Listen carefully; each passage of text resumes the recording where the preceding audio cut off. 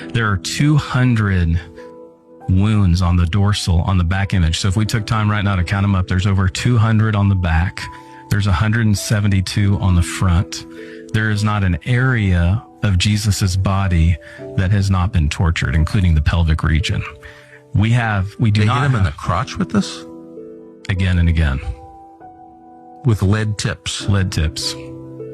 And not You only just that, take the skin right off a man's body with right, that. they whip him, and at some point, the scourge hits him probably from the back of the head in the eye right here, and likely blinds him in the right eye because his right eye is severely punctured in the image of the crucified man.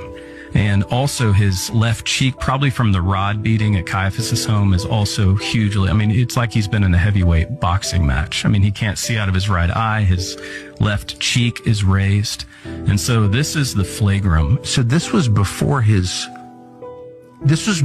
he was sentenced to crucifixion, before he was sentenced to death. This is where Pilate then fashions a crown of thorns, and he places it on Jesus, his head.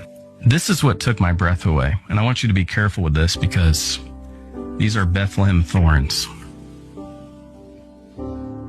This is the crown of thorns. This is the helmet of thorns. This was not a wreath, Tucker. This was not like a sweatband you wore around your forehead. They fashioned this diabolical crown of thorns, these Bethlehem thorns, that when they dry, they're as sharp as nails. You can feel that. It pricks your finger right to the touch.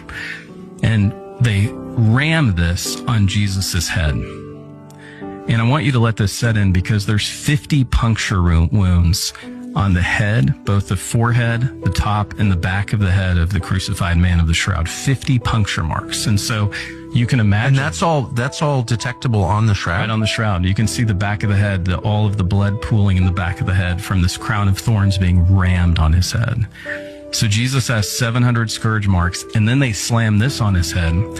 And this is where Pilate brings Jesus before the Jewish mob. And this is where we hear in the Latin, ecce homo, behold the man, Pilate says. And he's bloodied. How does he even stand? We don't know.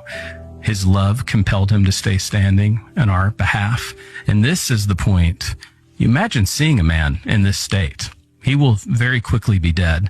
And it's not enough for the crowd. They begin to yell, crucify him, crucify him, crucify him.